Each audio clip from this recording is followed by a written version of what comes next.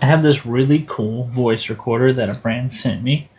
This is everything that it comes with: a cord to charge it with. You're going to be able to hook it up to Apple or Android or the new Apples. Everyone uses these now, so you can do the old Apple devices or all the devices for the most recent updates. Comes with instructions for everything that you need to know. Before I get on to how this works, you are able to hook this up to your computer. You can change the quality of the sound. You can change how many bits that it's going to be recording in. The higher the bits, the more space it's going to take up, but the higher quality sound it's going to be. You can also change the decibels at which it gets activated, because once you turn it on, you can make it be voice activated and turn on whenever someone starts speaking or music starts playing, something like that. And the last thing that you can do is change the time of the recordings. So you can have it automatically save a file.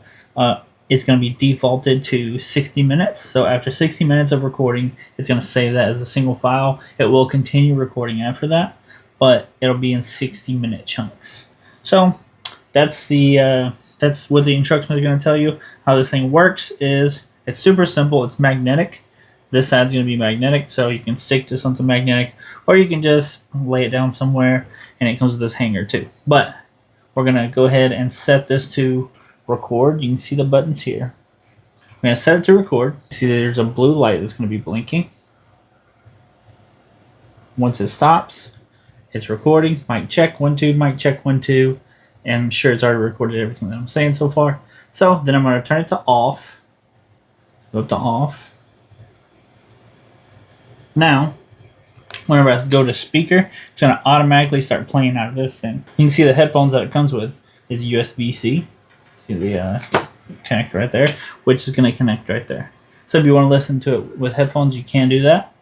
But we're going to go ahead and set it to speaker. It's recording. Mic check, 1 2, mic check, 1 2. And I'm sure it's already recorded everything that I'm saying so far. So then I'm going to turn it. I can pause it. See, I double press the plus button on the side, which obviously is going to be the volume, but also double pressing the plus button is going to pause it, and I'm going to hold both at the same time. You're going to hear a little click in the speaker. That means it just got deleted.